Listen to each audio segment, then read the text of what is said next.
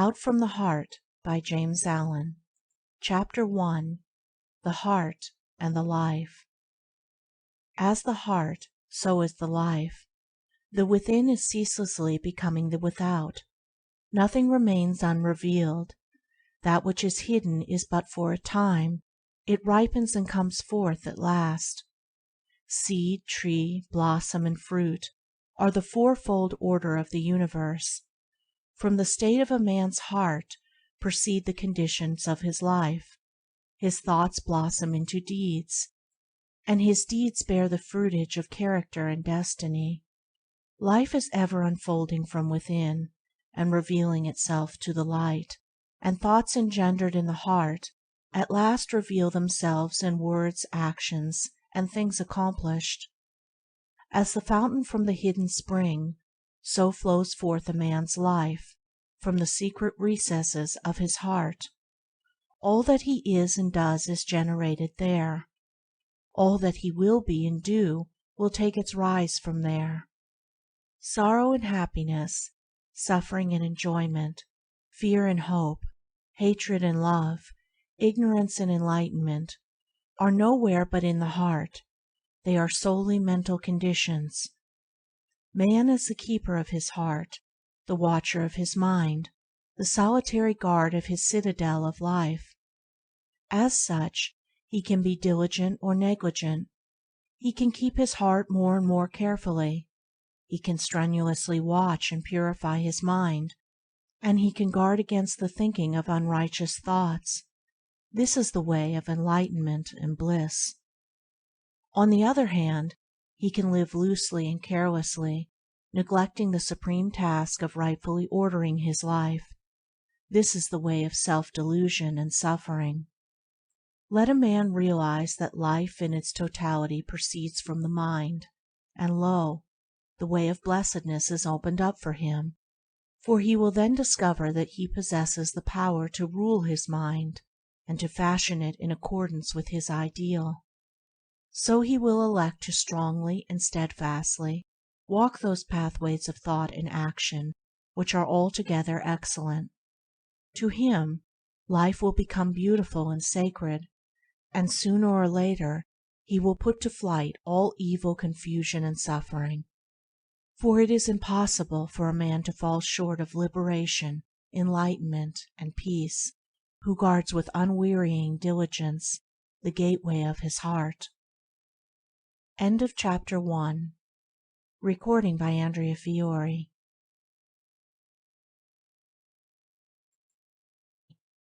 Chapter 2. The Nature and Power of Mind. Mind is the arbiter of life. It is the creator and shaper of conditions, and the recipient of its own results. It contains within itself both the power to create illusion and to perceive reality. Mind is the infallible weaver of destiny. Thought is the thread. Good and evil deeds are the warp and woof, or foundation, and the web, woven upon the loom of life, is character. Mind clothes itself in garments of its own making. Man, as a mental being, possesses all the powers of mind, and is furnished with unlimited choice. He learns by experience, and he can accelerate or retard his experience. He is not arbitrarily bound at any point, but he has bound himself at many points, and having bound himself, he can, when he chooses, liberate himself. He can become bestial or pure, ignorant or noble, foolish or wise, just as he chooses. He can, by recurring practice, form habits, and he can, by renewed effort, break them off. He can surround himself with illusions until truth is completely lost, and he can destroy each of those illusions until truth is entirely recovered. His possibilities are endless. His freedom is complete. It is the nature of the mind to create its own conditions, and it chooses the states in which it shall dwell. It also has the power to alter any condition, to abandon any state. That it is continually doing, as it gathers knowledge of state after state by repeated choice and exhaustive experience. Inward processes of thought make up the sum of character in life. Man can modify and alter these processes by bringing will and effort to bear upon them. The bonds of habit, impotence, and sin are self-made, and can only be destroyed by one's self. They exist nowhere but in one's mind, and although they are directly related to outward things, they have no real existence in those things. The outer is molded and animated by the inner, and never the inner by the outer. Temptation does not arise in the outer object, but in the lust of the mind for that object. Nor do sorrow and suffering belong by nature to the external things and happenings of life, but in an undisciplined attitude of mind toward those things and happenings.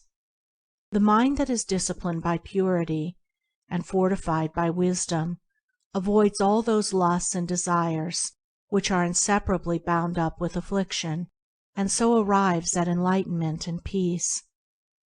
To condemn others as evil, and to curse at outside conditions as the source of evil, increases and does not lessen the world's suffering and unrest. The outer is but the shadow and effect of the inner, and when the heart is pure, all outward things are pure. All growth in life is from within outward. All decay and death is from without inward. This is the universal law. All evolution proceeds from within. All adjustment must take place within. He who ceases to strive against others, and employs his powers in transformation, regeneration, and development of his own mind, conserves his energies and preserves himself. And as he succeeds in harmonizing his own mind, he leads others by consideration and charity into a like blessed state.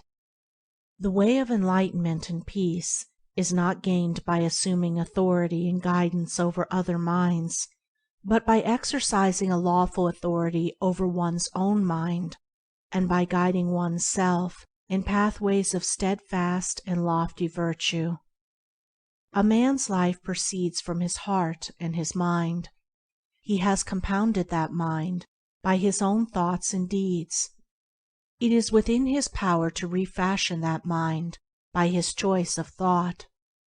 In this manner he can transform his life. Let us see how this is to be done. End of chapter 2. Recording by Andrea Fiore. Chapter 3. Formation of Habit. Every established mental condition is an acquired habit, and has become such by continuous repetition of thought. Despondency and cheerfulness, anger and calmness, covetousness and generosity, indeed, all states of mind, are habits built up by choice until they have become automatic. A thought constantly repeated at last becomes a fixed habit of the mind, and from such habits proceeds one's life.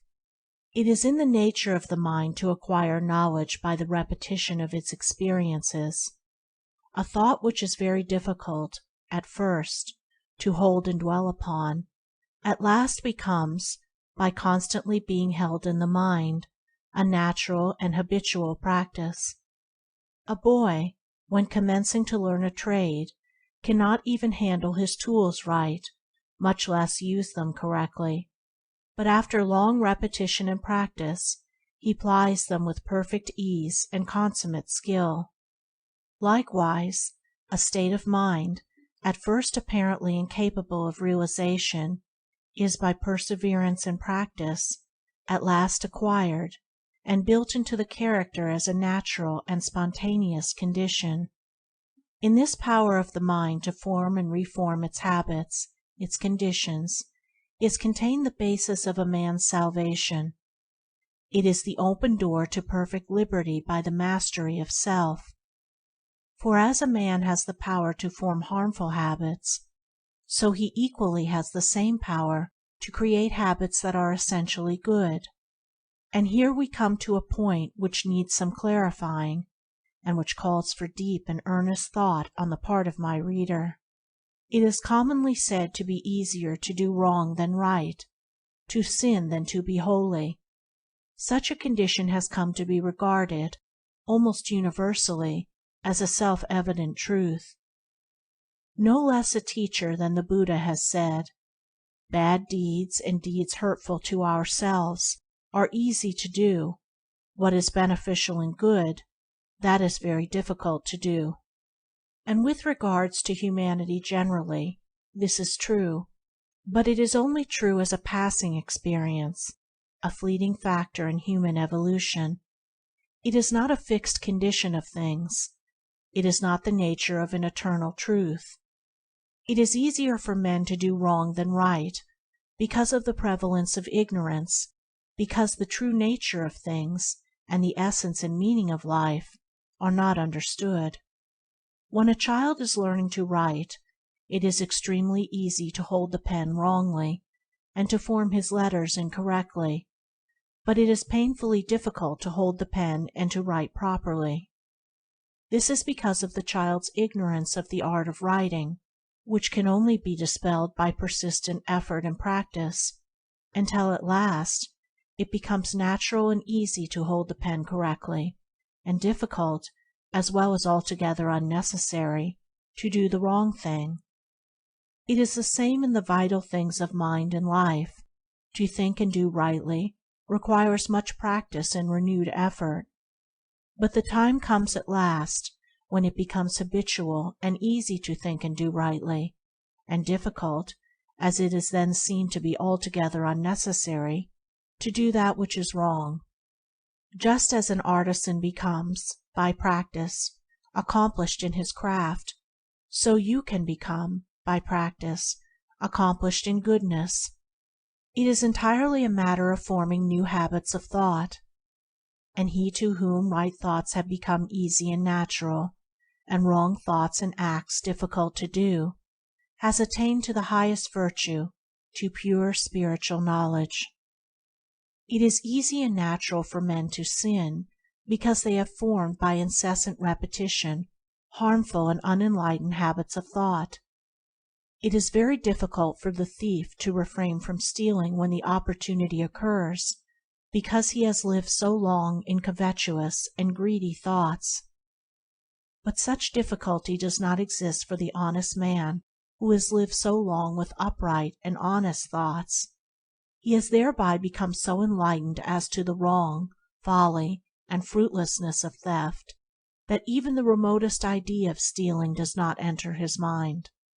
The sin of theft is a very extreme one, and I have introduced it in order to more clearly illustrate the force and formation of habit. But all sins and virtues are formed in the same way.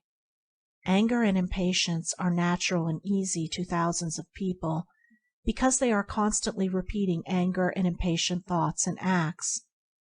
And with each repetition, the habit is more firmly established and more deeply rooted. Calmness and patience can become habitual in the same way, by first grasping through effort a calm and patient thought, and then continuously thinking it and living in it until use becomes second nature, and anger and impatience pass away forever. It is in this manner that every wrong thought may be expelled from the mind, that every untrue act may be destroyed, and that every sin may be overcome. End of Chapter 3. Recording by Andrea Fiore. Chapter 4. Doing and Knowing. Let a man realize that his life, in its totality, proceeds from his mind. Let him realize that the mind is a combination of habits, which he can, by patient effort, modify to any extent, and over which he can thus gain complete ascendancy, mastery, and control. At once he will have obtained possession of the key which shall open the door to his complete emancipation. But freedom from the ills of life, which are the ills of one's mind, is a matter of steady growth from within, and not a sudden acquisition from without. Hourly and daily must the mind be trained to think stainless thoughts, and adapt right and dispassionate attitudes under those circumstances in which it is prone to fall into wrong and passion. Like the patient sculptor upon his marble, the aspirant to the right life must gradually work upon the crude material of his mind until he has wrought out of it the ideal of his holiest dreams. In working towards such supreme accomplishment, it is necessary to begin at the lowest and easiest steps, and proceed by natural, progressive stages to the higher and more difficult. The law of growth, progress, evolution, and unfoldment, by gradual and ever ascending stages, is absolute in every department of life, and in every human accomplishment. Where it is ignored, total failure will result. In acquiring education, in learning a trade, or in pursuing a business, this law is fully recognized and minutely obeyed by all.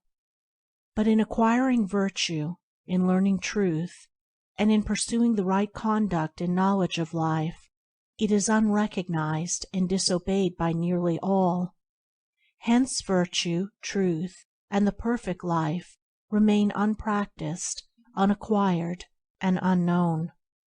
It is a common error to suppose that the higher life is a matter of reading and the adoption of theological or metaphysical hypotheses, and that the spiritual principles can be understood by this method. The higher life is higher living, in thought, word, and deed, and the knowledge of those spiritual principles, which are immanent in man and in the universe, can only be acquired after long discipline in the pursuit and practice of virtue. The lesser must be thoroughly grasped and understood before the greater can be known. Practice always precedes real knowledge. The schoolmaster never attempts to teach his pupils the abstract principles of mathematics at the start. He knows that such a method of teaching would be in vain and learning impossible. He first places before them a simple sum, and having explained it, leaves them to do it. When after repeated failures and ever renewed effort, they have succeeded in doing it correctly, a more difficult task is set before them, and then another, and another. It is not until the pupils have, through many years of diligent application, mastered all the lessons in arithmetic, that he attempts to unfold to them the underlying mathematical principles. In learning a trade, say that of a mechanic, a boy is not at first taught the principles of mechanics, but a simple tool is put in his hand, and he is told how to rightly use it. He is then left to do it by effort and practice. As he succeeds in plying his tools correctly, more and more difficult tasks are set before him, until after years of successful practice he is prepared to study and grasp the principles of mechanics. In a properly governed household, the child is first taught to be obedient, and to conduct himself properly under all circumstances. The child is not even told why he must do this, but is commanded to do it. Only after he has far succeeded in doing what is right and proper is he told why he should do it. No father would attempt to teach his child the principles of ethics before extracting from him the practice of family duty and social virtue. Thus practice ever precedes knowledge, even in the ordinary things of the world, and in spiritual things, in the living of the higher life, this law is rigid in its demands. Virtue can only be known by doing, and the knowledge of truth can only be arrived at by perfecting oneself in the practice of virtue. To be complete in the practice and acquisition of virtue is to be complete in the knowledge of truth. Truth can only be arrived at by daily and hourly doing the lessons of virtue, beginning with the simplest and passing on to the more difficult. A child patiently and obediently learns his lessons at school by constantly practicing and ever exerting himself until all failures and difficulties are surmounted.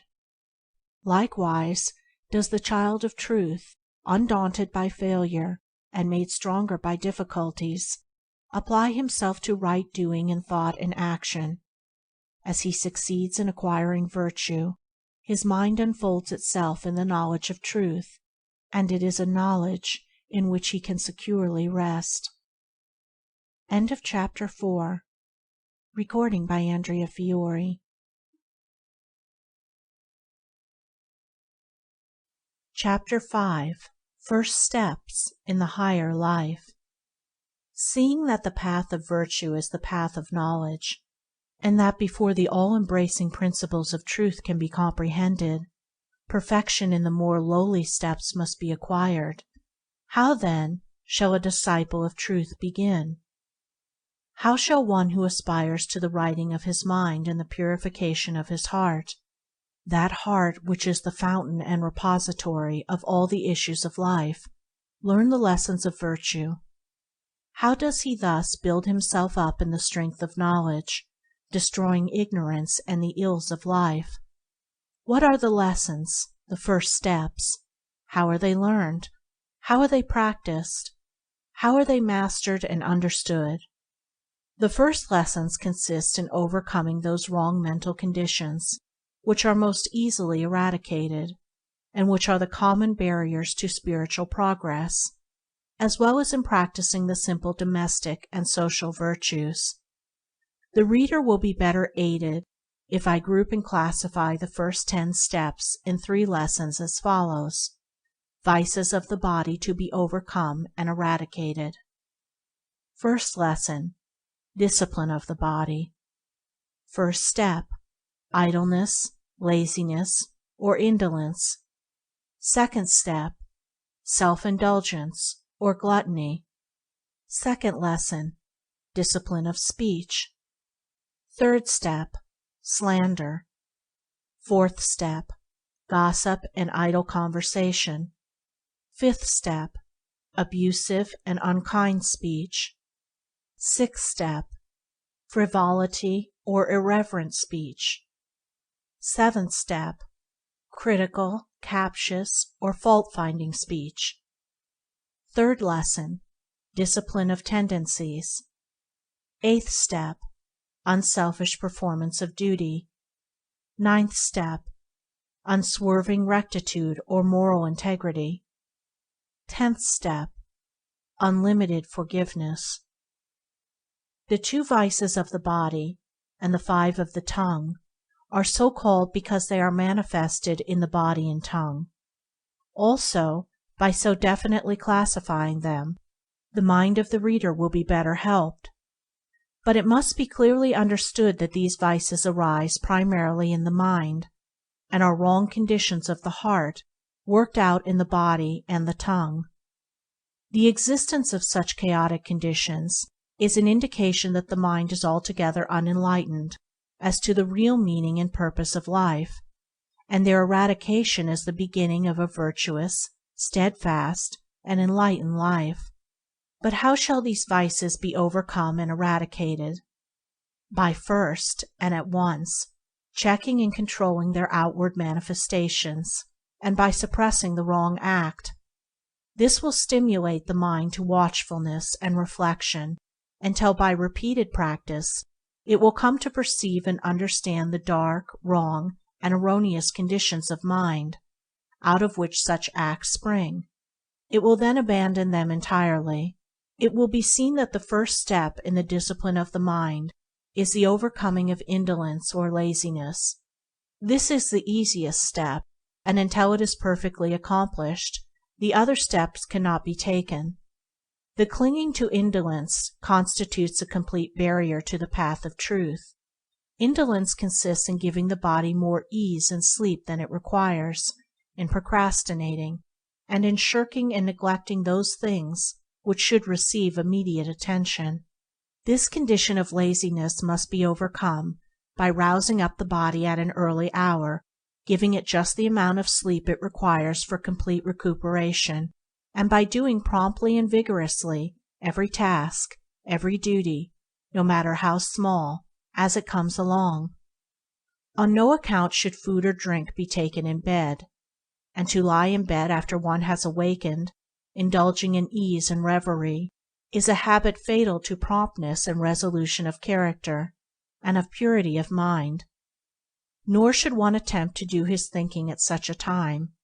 Strong, pure, and true thinking is impossible under such circumstances. A man should go to bed to sleep, not to think. He should get up to think and work, not to sleep. The next step is the overcoming of self-indulgence or gluttony. The glutton is he who eats for animal gratification only, without considering the true end and object of eating. He eats more than his body requires, and is greedy after sweet things and rich dishes. Such undisciplined desire can only be overcome by reducing the quantity of food eaten and the number of meals per day, and by resorting to a simple and uninvolved diet. Regular hours should be set apart for meals, and eating at other times should be rigidly avoided. Suppers should be abolished, as they are altogether unnecessary and promote heavy sleep and cloudiness of mind. The pursuit of such a method of discipline will rapidly bring the once ungoverned appetite under control, and as the sensual sin of self-indulgence is taken out of the mind, the right selection of foods will be instinctively and infallibly adapted to the purified mental condition. It should be well borne in the mind that a change of heart is the needful thing, and that any change of diet which does not promote this end is futile. When one eats for enjoyment, he is gluttonous. The heart must be purified of sensual craving and gustatory lust. When the body is well controlled and firmly guided, when that which is to be done is done vigorously, when no task or duty is delayed, when early rising has become a delight, when frugality, simplicity, temperance, and abstinence are firmly established, when one is contented with the food which is put before him, no matter how scanty and plain, and the craving for gustatory pleasure is at an end, then the first two steps in the higher life are accomplished. Then is the first great lesson in truth learned. Thus is established in the heart the foundation of a poised, self-governed, virtuous life. The next lesson is the lesson of virtuous speech, in which there are 5 orderly steps. The first of these is overcoming the habit of slanderous speech. Slander consists of inventing or repeating unkind and evil reports about others, in exposing and magnifying the faults of others, or of absent friends, and in introducing unworthy insinuations. The elements of thoughtlessness, cruelty, insincerity, and untruthfulness enter into every slanderous act. He who aims at the living of the right life will commence to check the cruel word of slander before it has gone forth from his lips. He will then check and eliminate the insincere thought which gave rise to it. He will watch that he does not vilify or defame anyone. He will refrain from disparaging, defaming, and condemning the absent friend, whose face he has so recently smiled into or kissed, or whose hand he has shaken. He will not say of another that which he dare not say to his face. Thus, coming at last to think sacredly of the character and reputation of others, he will destroy those wrong conditions of mind which gave rise to slander. The next step is the overcoming of gossip and idle conversation. Idle speech consists in talking about the private affairs of others, in talking merely to pass away the time, and engaging in aimless and irrelevant conversation. Such an ungoverned condition of speech is the outcome of an ill-regulated mind. The man of virtue will bridle his tongue, and thus learn how rightly to govern the mind. He will not let his tongue run idly and foolishly, but will make his speech strong and pure, and will either talk with a purpose or remain silent. Abusive and unkind speech is the next vice to be overcome. The man who abuses and accuses others has himself wandered far from the right way. To hurl hard words and names at others is to sink deeply into folly. When a man is inclined to abuse, curse, and condemn others, let him restrain his tongue and look within himself. The virtuous man refrains from all abusive language and quarreling. He employs only words that are useful, necessary, pure, and true. The sixth step is the overcoming of levity, or irrelevant speech. Light and frivolous talking, the repeating of crude jokes, the telling of vulgar stories, having no other purpose than to raise an empty laugh, offensive familiarity, and the employment of contemptuous and disrespectful words when speaking to or of others, and particularly of one's elders and those who rank as one's teachers, guardians, or superiors, all of this will he put away by the lover of virtue and truth. Upon the altar of irreverence, absent friends and companions are immolated for the passing excitement of a momentary laugh, and all the sanctity of life is sacrificed to the zest for ridicule. When the respect towards others, and the giving of reverence where reverence is due, are abandoned, virtue is abandoned. When modesty, significance, and dignity are eliminated from speech and behavior, truth is lost. Yea, even its entrance gate is hidden away and forgotten. Irreverence is degrading even in the young, but when it accompanies gray hairs and appears in the demeanor of the preacher, this is indeed a piteous spectacle. And when this can be imitated and followed after, then are the blind leading the blind, then have elders, preachers, and people lost their way. The virtuous will be of earnest and reverent speech.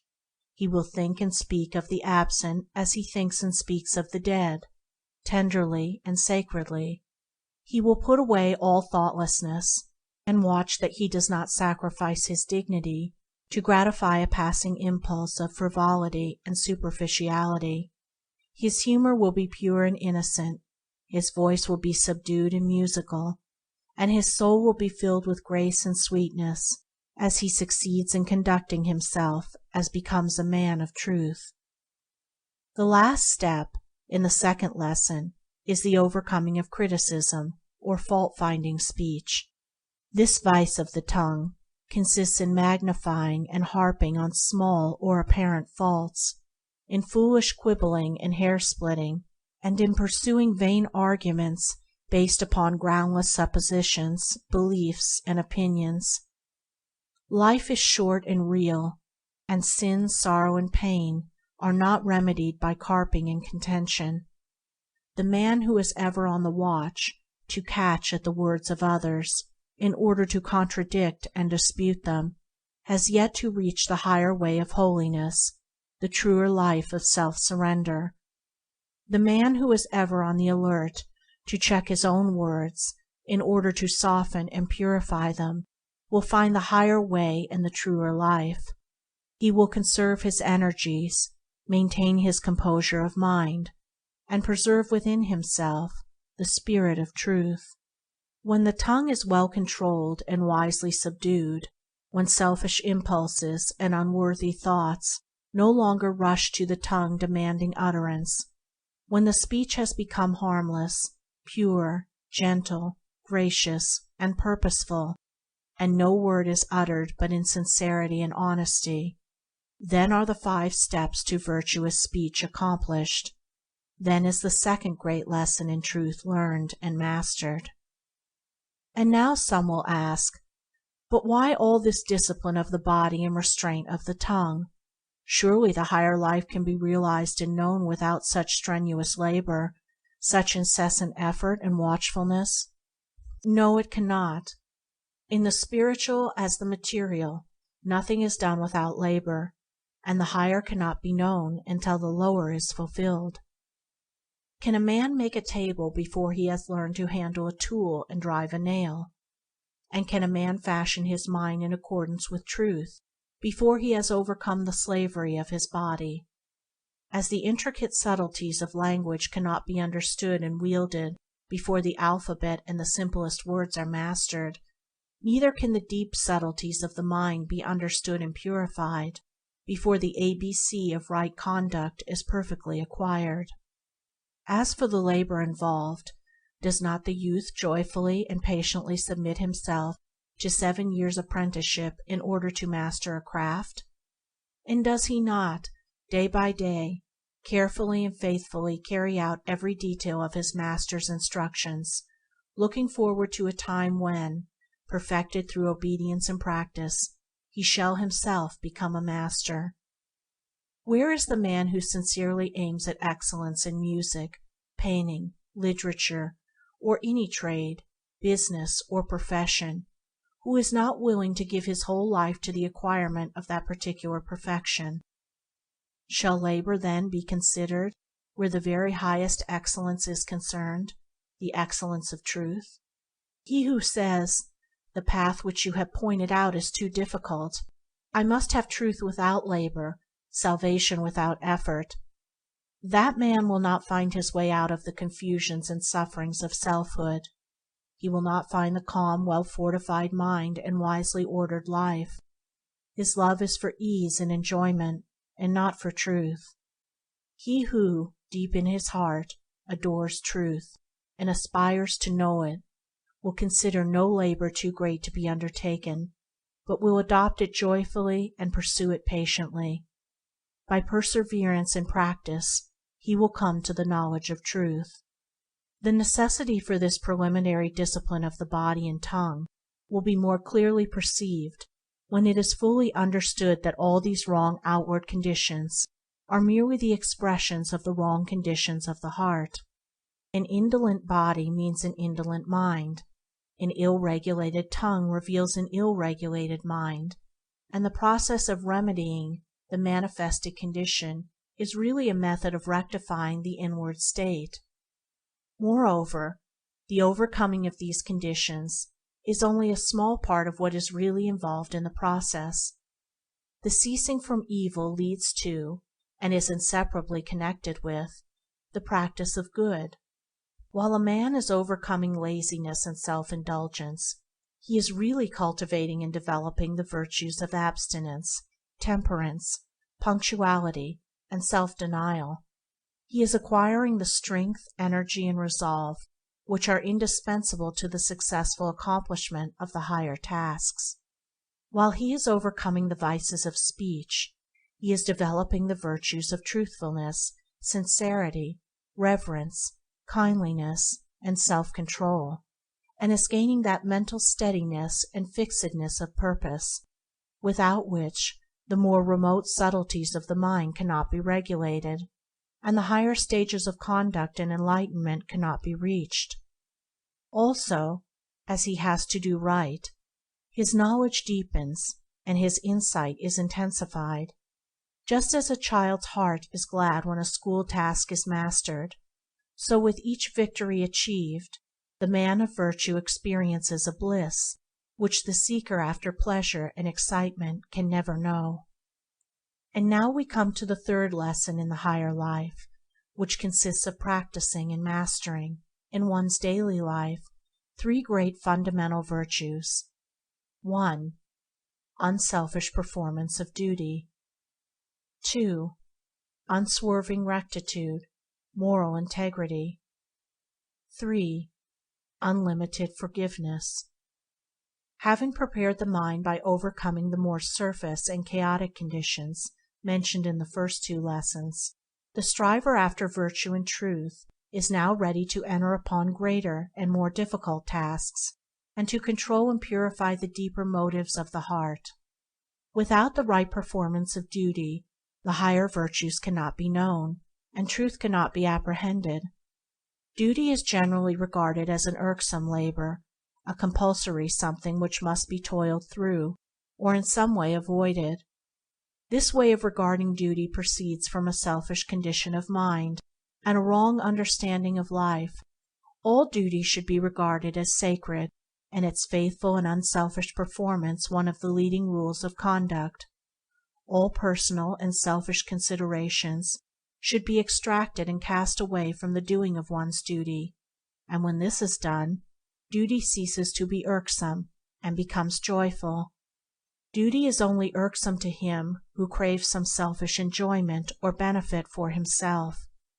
Let the man who is chafing under the irksomeness of his duty look to himself, and he will find that his wearisomeness proceeds, not from the duty itself, but from his selfish desire to escape it.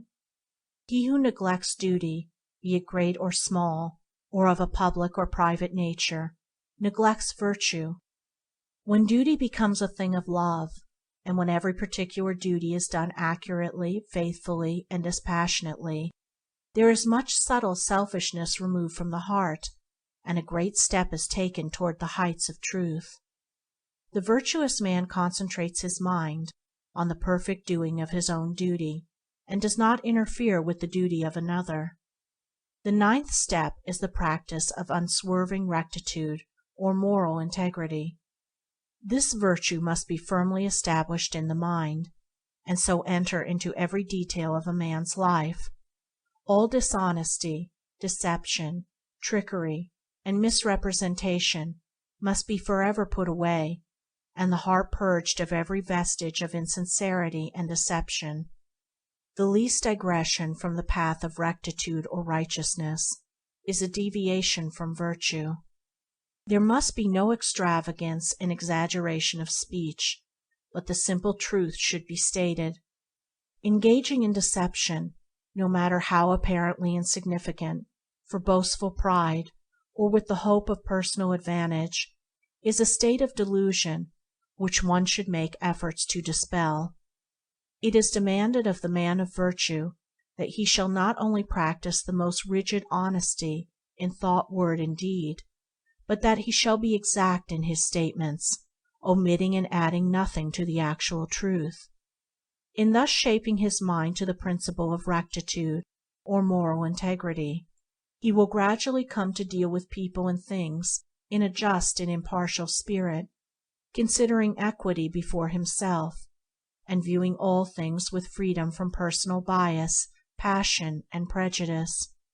When the virtue of rectitude is fully practiced and comprehended, so that all temptation to untruthfulness and insincerity has ceased, then is the heart made purer and nobler, then is character strengthened, and knowledge enlarged, and life takes on a new meaning and a new power. Thus is the ninth step accomplished. The 10th step is the practice of unlimited forgiveness. This consists in overcoming the sense of injury which springs from vanity, selfishness, and pride, and in exercising disinterested charity and large-heartedness towards all. Spite, retaliation, and revenge are so utterly ignoble, so base, so small and foolish, as to be altogether unworthy of being noticed or harbored. No one who fosters such conditions in his heart can lift himself above folly and suffering, and guide his life aright. Only by casting them away, and ceasing to be moved by them, can a man's eyes be opened to the true way of life. Only by developing a forgiving and charitable spirit can he hope to approach and perceive the strength and beauty of a well-ordered life.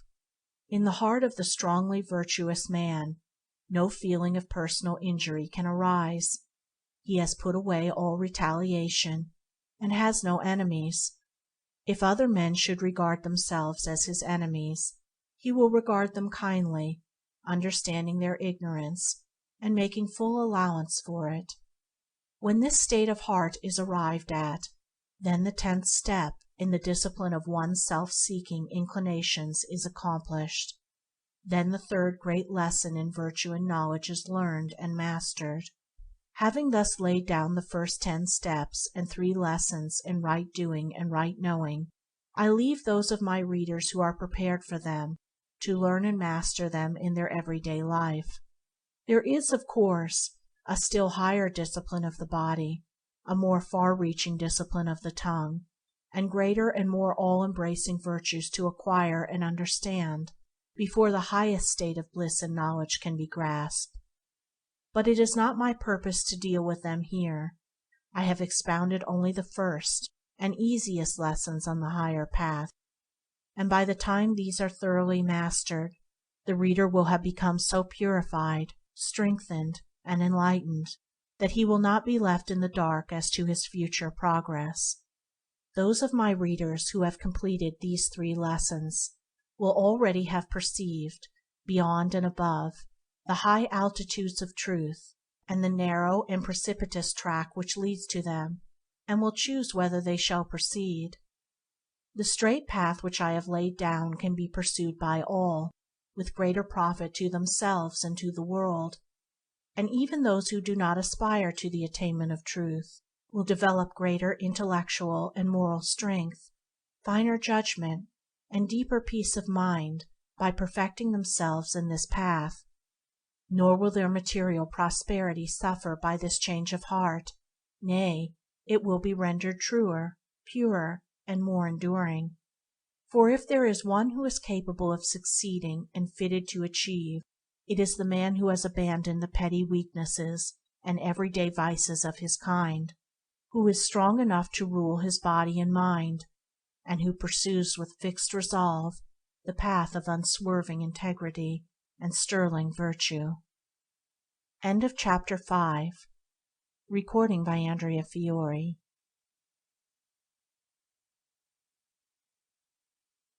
Chapter 6. Mental Conditions and Their Effects. Without going into the details of the greater steps and lessons in the right life, a task outside the scope of this small work, a few hints concerning those mental conditions from which life in its totality springs seem in order. These hints will prove helpful to those who are ready and willing to penetrate further into the inner realm of heart and mind, where love, peace, and wisdom await the rapidly progressing student of life. All sin is ignorance. It is a condition of darkness and undevelopment. The wrong thinker and the wrong doer is in the same position in the school of life as the ignorant pupil is in the school of learning. He has yet to learn how to think and act correctly, that is, in accordance with law. The pupil in learning is not happy so long as he does his lessons wrongly. Likewise, unhappiness cannot be escaped while sin remains unconquered. Life is a series of lessons. Some are diligent in learning them, and they become pure, wise, and altogether happy. Others are negligent and do not apply themselves. They remain impure, foolish, and unhappy. Every form of unhappiness springs from a wrong condition of mind. Happiness is inherent in right conditions of mind. Happiness is mental harmony. Unhappiness is mental inharmony.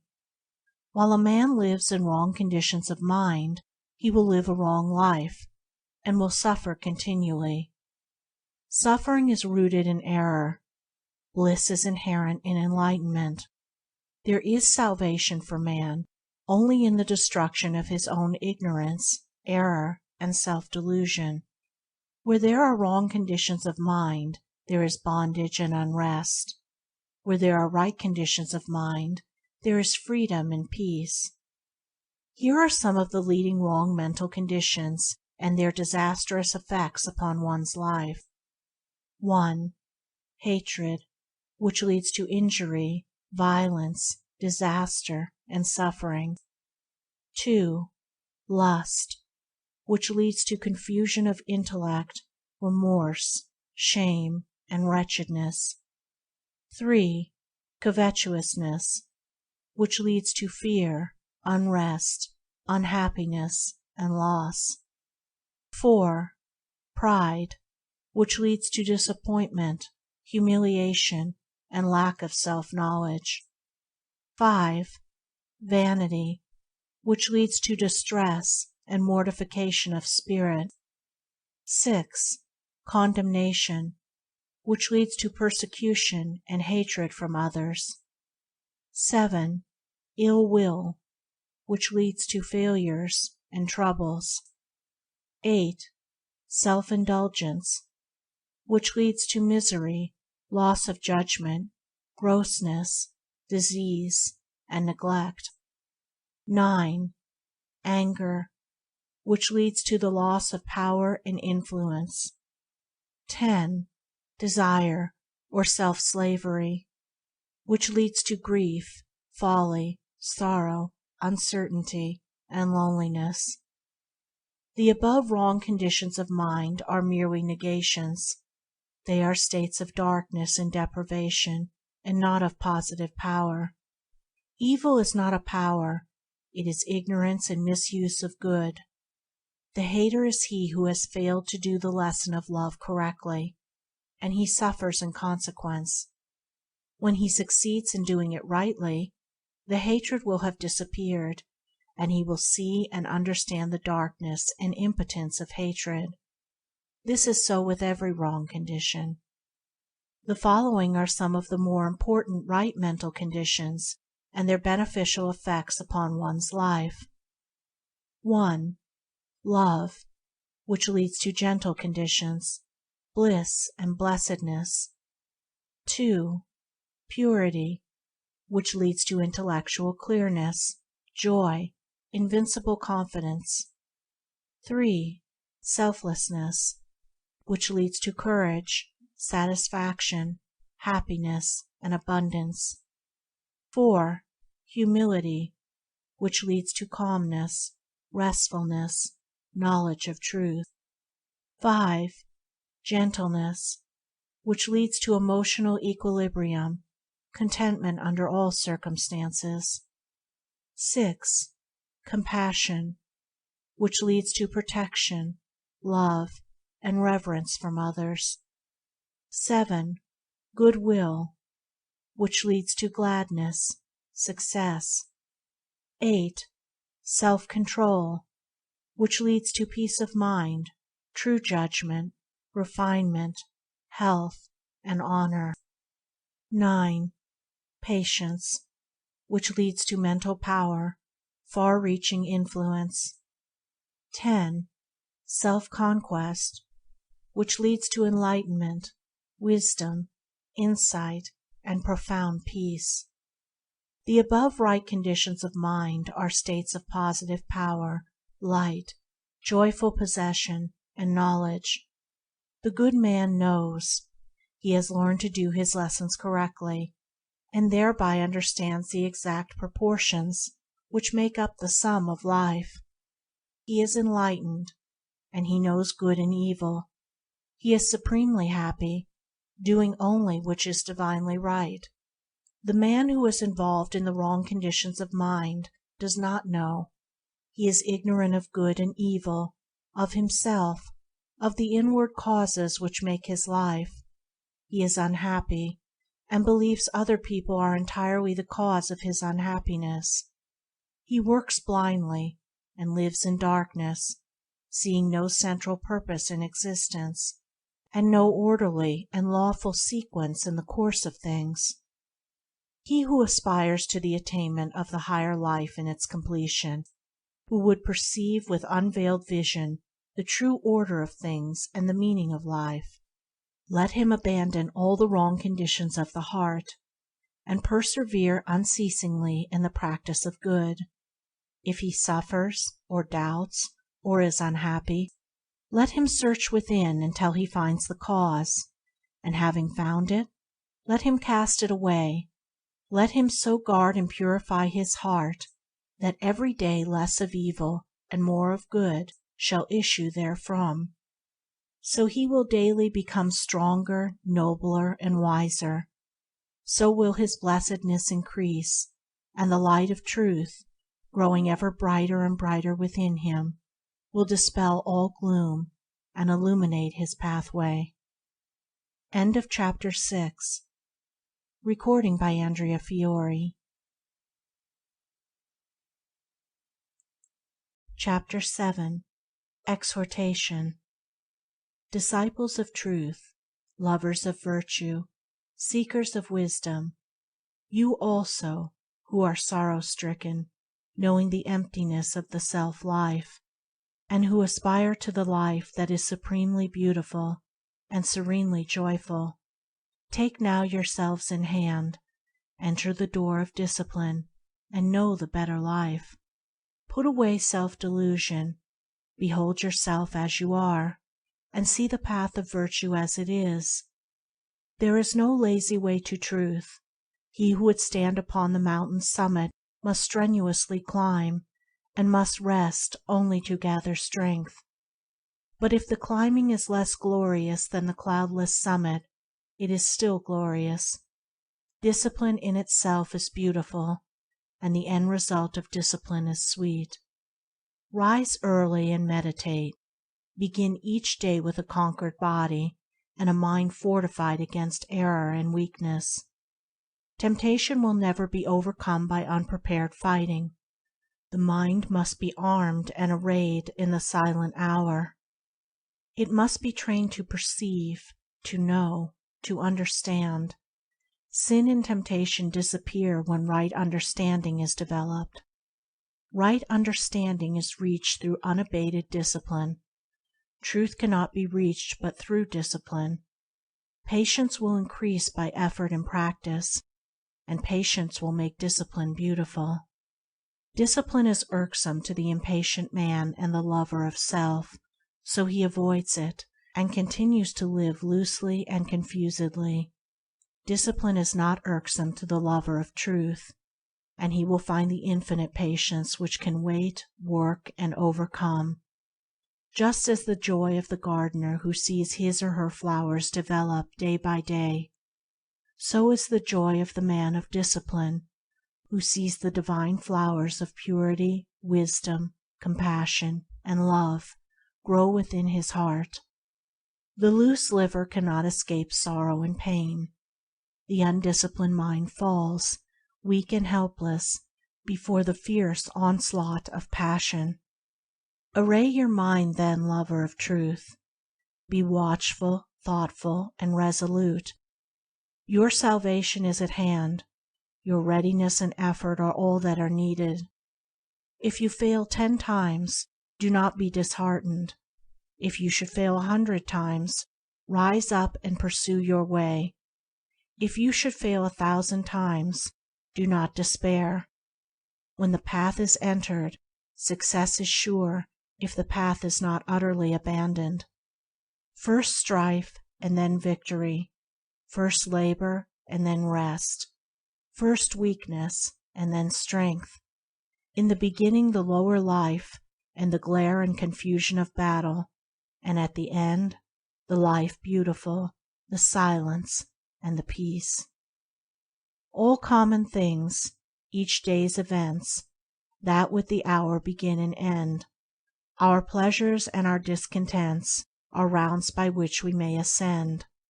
We have not wings, we cannot soar, but we have feet to scale and climb. Longfellow. End of chapter 7. Recording by Andrea Fiore. www.andreafiore.name. End of Out from the Heart by Jamesallen.